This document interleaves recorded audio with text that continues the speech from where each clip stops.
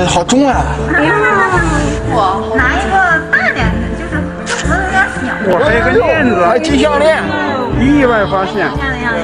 南海惊现价值3000亿美金龙王水晶宫，光是打捞就耗费30年以及30亿人民币，其中所发掘的黄金数不胜数，光瓷器就高达18万件。这艘沉船有什么秘密？沉船的主人是谁？打捞过程又有哪些困难呢？2002年4月，温暖的南海中，有一位职业潜水员正在执行作业，突然海底的一块木头引起了他的注意，这正是他多年下水的目标，一艘巨大的古代货船。当年英国为了找到他们的莱茵堡号，特地和我们合作。据说莱茵堡号装有白银6箱，西定385.5吨，因为一些不可抗因素，沉没于我国南海阳江海域。如果能帮助找到这艘沉船，那么从中谋取的利润也十分可观。英方拿来地图，标注了莱茵堡号的位置。我国在标注地点转悠了15天，仍然没有一点收获。眼看行动资金马上用尽，看着茫茫大海，专家感觉离回家的日子也不远了。突然声呐发出报警，海底有一些小型凸起，按照以往的经验判断，这应该又是海底垃圾，但是本着负责的态度，还是指挥一名潜水员下去一探究竟。海底的光线不是很理想，即使手上有着大功率手电，也仍然一片模糊。凭感觉潜入海底，果然摸到一块凸起物，因为海底安全系数过低，潜水员随手掰下一块标本就上岸了。经过清水冲洗，才发现这块标本竟然是一块木头。海底有木头代表什么？代表有文明遗存。经过专家仔细观察，这木头应该属于船上的桅杆。英方一听找到了，忙里忙慌的使用机械抓斗抓起了一坨海泥。由于此次行动是英方主导，所以专家并没有在意。直到清洗完海泥的那一刻，一筐筐的瓷器被清洗出来，这代表着这片海域下方有极大可能存在沉船，但是只有一些瓷器不足以吸引专家的注意。在第二次抓斗上来的时候，竟然清理出来一根金链子，发现了有价值的东西，船员们自然也兴奋起来。但是专家却发现了端倪，抓斗抓上来的瓷器竟然是宋代的景德镇窑瓷。专家这才反应过来，这根本不是英方要找的莱茵堡号，而是我国的宋代沉船。眼看英方还要用抓斗继续打捞，专家代表强硬制止，这是中国的沉船，应由中国解决。英方看态度坚定，也不好说什么。第一次探测打捞就此结束。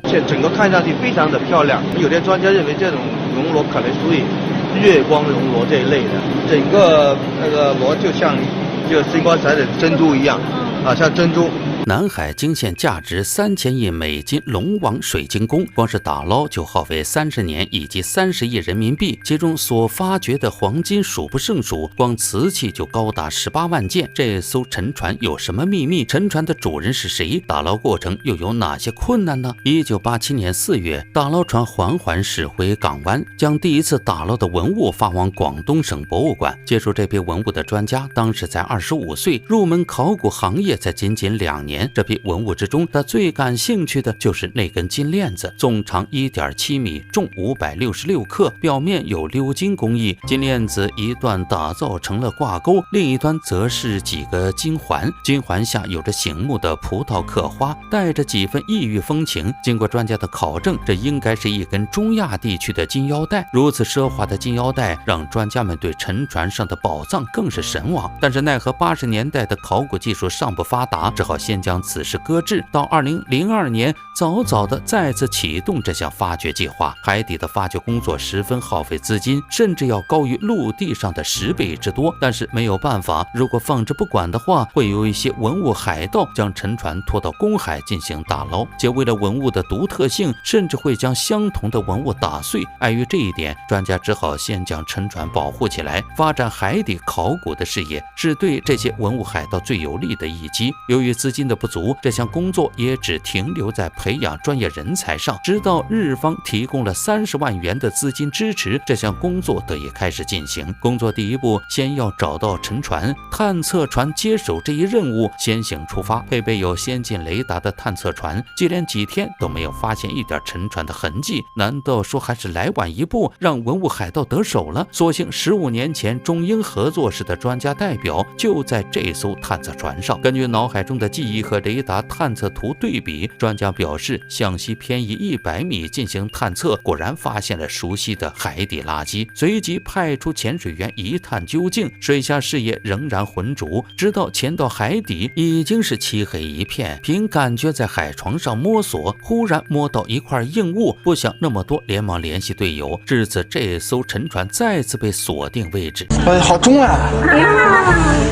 拿一个大点的，就是有点小。哇，还有个链子，还金项链，意外发现。南海惊现价值3000亿美金龙王水晶宫，光是打捞就耗费30年以及30亿人民币，其中所发掘的黄金数不胜数，光瓷器就高达18万件。这艘沉船有什么秘密？沉船的主人是谁？打捞过程又有哪些困难呢？经过一系列的探测，终于锁定沉船的位置，但是问题紧接而至，这么大的沉船要怎么进行清理，或者怎样运往陆地呢？专家想到了围堰。围堰是桥梁在施工时，工作人员用钢板围住一个密封区域，随后将水抽空，再浇筑混凝土，这样就可以在水上建造桥墩。进行商议，初步建立了一个可行方案。另一边，建造一所陆上博物馆，以接纳成功上岸的沉船。专家们计划建造一个集装箱，用箱体包住沉船，随后压上重物沉入海床，完全包住沉船之后，再将箱体周围的淤泥清空，用钢梁插入预留的孔洞，形成底部，